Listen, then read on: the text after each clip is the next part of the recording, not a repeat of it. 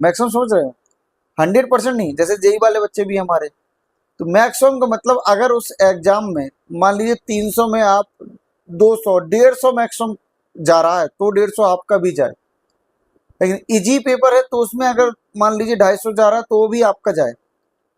ठीक है, तो जितना भी मैंने एक मतलब राउंड ऑफ फिगर लिया है, मेरे कहने का मतलब है कि अगर आप मैक्सिमम है, टफ है तो टफ में मैक्सिमम जितना जाना चाहिए उतना, और इजी है तो इजी में मैक्सिमम जितना जाना चाहिए उतना। तो हमेशा मैक्सिमम के लिए तैयारी करें, ना कि 100% के लिए। ठीक है, क्योंकि टफ आ गया, मान लीजिए आप 100% सोच के गए एग्जाम में और नहीं कर पाए तो आप वहीं पे डिमोटिवेट हो जाओगे। तो टफ होगा तो सबके लिए होगा, सिंपल होगा तो सबके लिए होगा।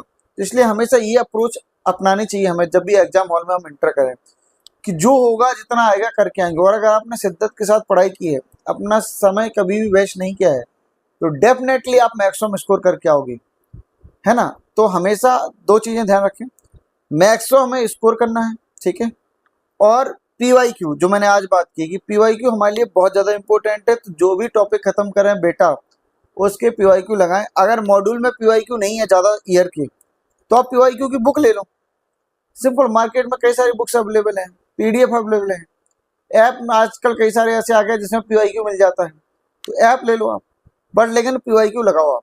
ठीक, कम से कम 25 से 30 साल का पीवाईक्यू आपको लगाना जरूरी है। आप देखना पीवाईक्यू ही आपका इतना सारा हो जाएगा ना कि लास्ट तक पीवाईक्यू में ही आपको टाइम मतलब पूरा पूरा कंज्यूम हो जाएगा।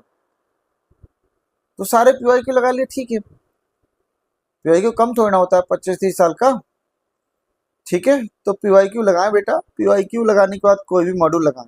ये गलती मत करना कि आप मॉड्यूल तो लगा ले रहे हो, आप पीवाईक्यू लगाए नहीं, क्यों, आपकी अप्रोच ही नहीं बन पाएगी, फिर एग्जाम को समझ नहीं पाओगे आप। जो कहते हैं ना बच्चे, जैसे मैं फिजिक्स पढ़ाता हूँ, कहते हैं कि सर एग्जाम अप्रोच ही नहीं वहीं बन पा रही क्वेश्चन सॉल्व करने की, तो अप्रोच कैसे बनेगी? अप्रोच तभी बनेगी जब आप उस क्वेश्चन को समझोगे। इसलिए एग्जाम को क्रैक करने की अप्रोच तभी बनेगी जब आप एग्जाम को समझोगे। और आप देखना, जो बच्चा एक एग्जाम क्लियर करता है वो आगे चल के कई सारे एग्जाम क्लियर करने लगता है। तो जो एक ही नहीं क्लियर कर पा रहा उसके लिए बहुत सारी प्रोबेबिलिटी वो क्वेश्चन कर मतलब एग्जाम क्रैक कर ही नहीं पाता। क्यों? क्योंकि उसके अंदर वो चीज़ अभी आई नहीं, वो समझ ही नहीं पा रहा है कि एग्जाम को कैसे क्रैक करना है हमें। ठीक है, तो सबसे पहले बेटा एग्जाम को समझें, खुद पे विश्वास रखें और खुद की स्ट्रेटजी बनाएं। दूसरों की सुनी सुनाई स्ट्रेटजी पे बिलीव कभी ना करें, खुद की स्ट्रेटजी बनाएं, एग्जाम को समझें, एग्जाम को समझने के लिए उस एग्जाम के पीवाईक्यू लगाएं, एनालिसिस करें पूरा लास्ट ईयर्स में किस तरीके से किस टॉपिक से कितना आ रहा है, क्या हमारे लिए बहुत ज़्यादा पढ़ने की ज़रूरत है। ठीक है, तो इन सब चीज़ों